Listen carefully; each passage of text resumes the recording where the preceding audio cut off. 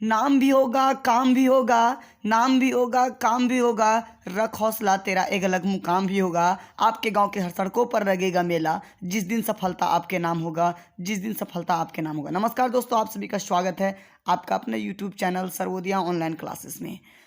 आजकल देख रहे हैं कि जैक बोर्ड जो है वो जैक बोर्ड में शामिल होने वाले विद्यार्थियों के लिए जो है प्रतिदिन जो है वो अग्रेसिव दिख रही है। कल के नाइट में ही आप लोग न्यूज़ में देखे होंगे कि आपका जो है वो एग्ज़ाम को लेकर जो है वो रूटीन जारी किया गया था, और आज शाम में आपका जो है वो सारा सब्जेक्ट का जो है वो मॉडल पेपर जो है वो अपलोड कर दिया है जैक अपने साइट पर। तो अब हम लोग जो है इस वीडियो में फटाफट जो है वो देखेंगे जैक बोर्ड के द्वारा जो मॉडल सेट जारी किया गया है उसको हम लोग जो है वो कवर करने का प्रयास करेंगे। देखिए ये आपका एग्ज़ाम के लिए काफ़ी इंपॉर्टेंट है, क्योंकि यहाँ से जो है वो आपका बहुत ज़्यादा क्वेश्चन जो है वो भिड़ने की संभावना रहता है। इसलिए सभी विद्यार्थी जो है वो कम से कम मॉडल सेट का प्रैक्टिस जो है वो जरूर कर लेंगे। अनिवार्य रूप से जो है आप उसको कंठस्थ तरीके से जो है वो आज कर लीजिएगा, और बिना लेट किए हुए हम लोग जो है वो मॉडल सेट का जो है वो सॉल्यूशन देखना शुरू करेंगे। आज हम लोग इस वीडियो में जो देखने जा रहे हैं वो है इतिहास सब्जेक्ट का, क्लास 12th का जो है वो इतिहास सब्जेक्ट का है। ठीक है, अब इतिहास में देखेंगे कि 2 टर्म में आपका एग्जाम होना था। ठीक है, इतिहास का सारा सब्जेक्ट का आपका 2 टर्म में होना था, टर्म 1 और टर्म 2।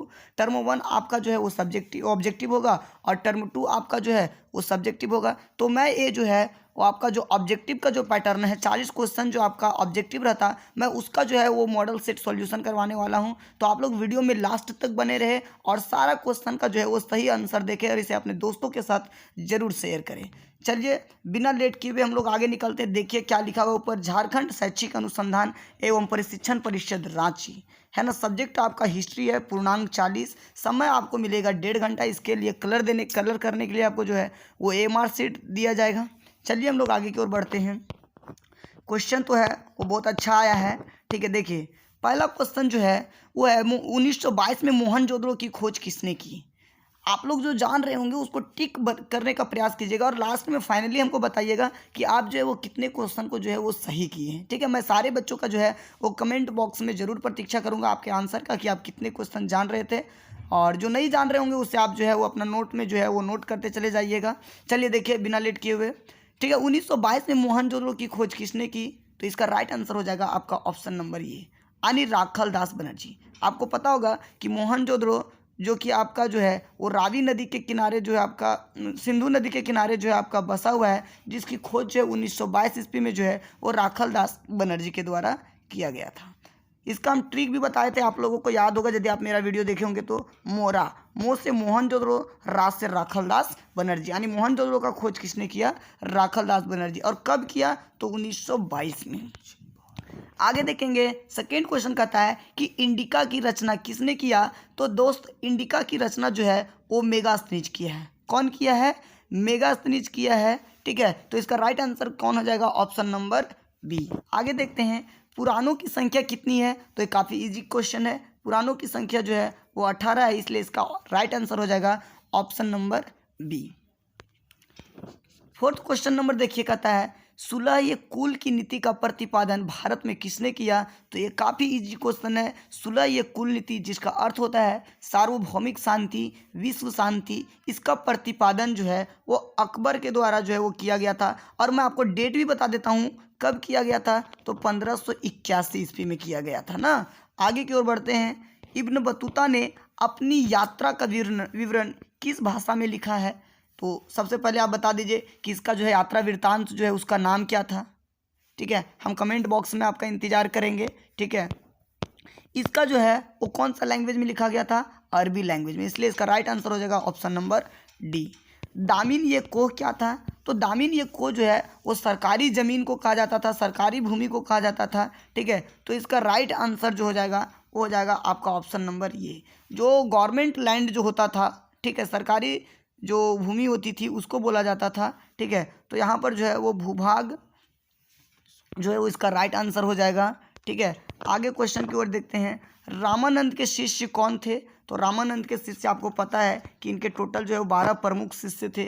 उसमें रैदास भी शामिल थे, कबीर भी शामिल थे, धन्ना एवं पीपा भी शामिल थे, इसलिए इसका राइट आंसर क्या हो जाएगा, इनमें से सभी। 1939 में फॉरवर्ड ब्लॉक की स्थापना किसने किया, तो फॉरवर्ड ब्लॉक की स्थापना का क्रेडिट जो है वो सुभाष चंद्र बोस जी को जाता है, इसलिए इसका राइट आंसर हो जाएगा option number C. Question number 9 की ओर आ जाते हैं। जालियांवाला बाग हत्याकांड कब हुआ? आपको पता होगा वैसाखी पूर्णिमा के दिन जो है वो जालियांवाला बाग हत्याकांड हुआ था पंजाब के अमृतसर मैदान में। ठीक है, तो ये आपका हुआ था। ठीक है, ऑप्शन नंबर सी यानी कि 1919 में। इसका राइट आंसर हो जाएगा ऑप्शन नंबर सी।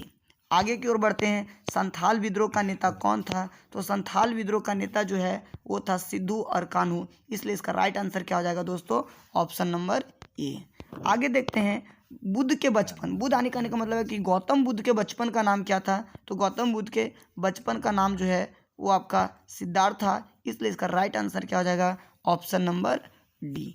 आगे की ओर यदि हम लोग बढ़े तो कहता है बंगाल का विभाजन कब हुआ था? तो मैं आपको बता दूं बंगाल का विभाजन जो है, ठीक है, बंगाल का विभाजन जो आपका है वो आपका 20 जुलाई 1905 को हुआ था। कब हुआ था? 20 जुलाई 1905 को, इसलिए इसका राइट आंसर जो है वो हो जाएगा ऑप्शन नंबर बी, है ना। यानी 20 जुलाई 1905 को जो है वो बंगाल का विभाजन हुआ था। आगे देखते हैं। मुस्लिम लीग के द्वारा मुक्ति दिवस कब मनाया जाता है? तो मुस्लिम लीग के द्वारा मुक्ति दिवस जो है वो कब मनाया गया था? तो ऑप्शन नंबर डी 22 दिसंबर 1939 को। आगे यदि हम लोग देखें, ठीक है, तो आगे इसका राइट आंसर हो जाए। आगे का क्वेश्चन जो हम लोग देखें तो इसका क्वेश्चन है कि किसका जन्म स्थान तलवंडी है? तो किनका जन्म स्थान जो है वो तलवंडी है? तो गुरु नानक साहब का जो है वो जन्म स्थान तलवंडी है, जिनका जन्म जो है वो 1469 ईस्वी में हुआ था, है कि नहीं। आगे की ओर बढ़ते हैं। क्वेश्चन नंबर 15 कि विजयनगर की यात्रा निम्न में से किसने किया था? तो विजयनगर की यात्रा जो है वो निकोली कॉन्टी किया था, है ना। आगे की ओर बढ़ते हैं।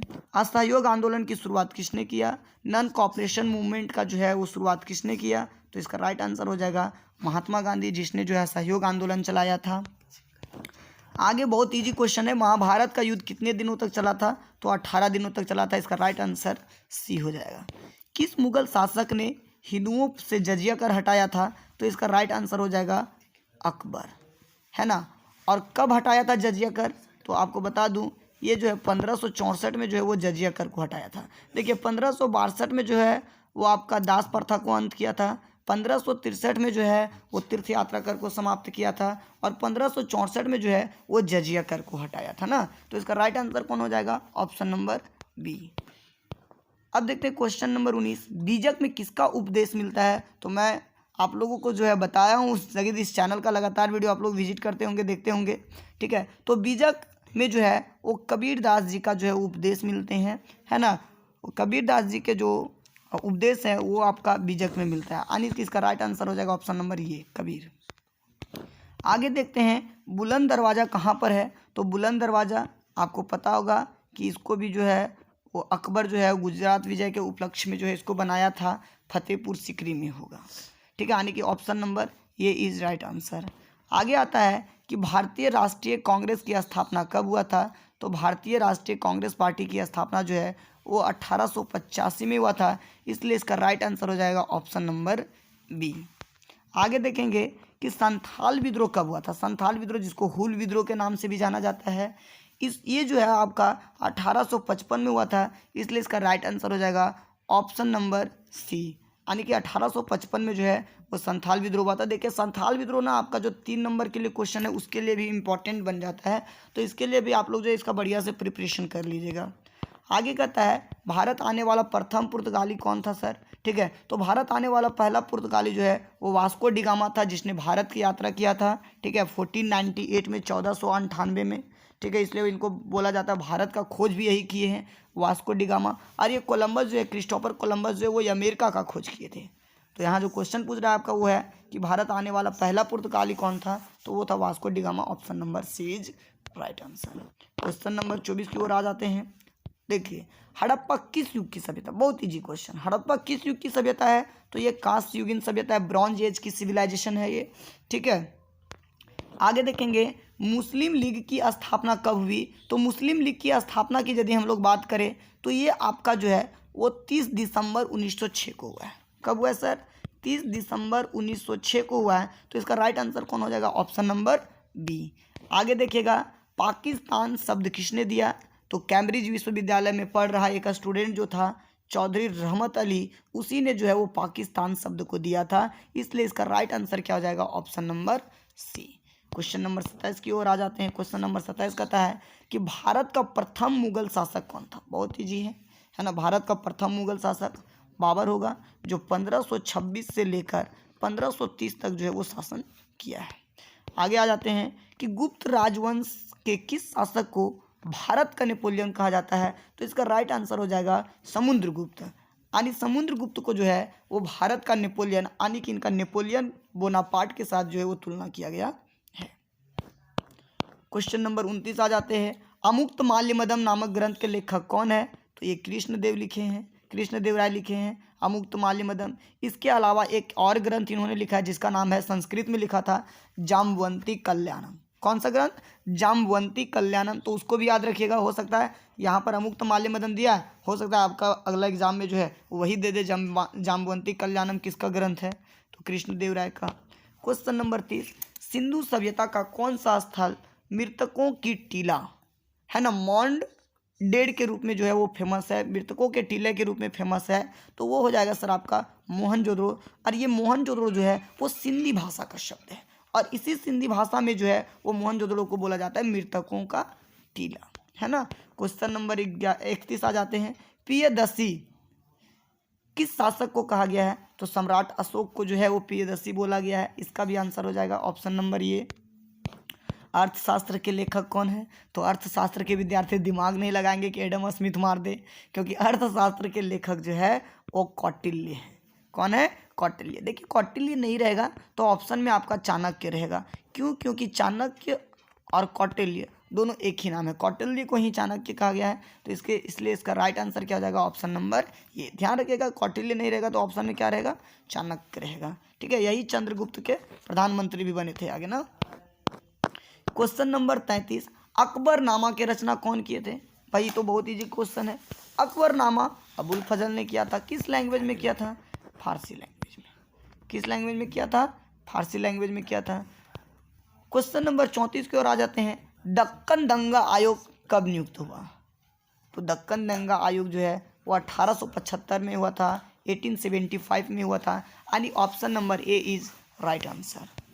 गोलमेज सम्मेलन का आयोजन कहाँ किया गया था। तो आपको पता होगा कि जो गोलमेज सम्मेलन है वो लंदन में ही बुलाया गया था, है ना। आगे देखिएगा, फोर्ट विलियम की स्थापना कहाँ की गई थी। तो ये भी फोर्ट विलियम कोलकाता में बनाया गया था, है ना। राइट आंसर भी हो जाएगा।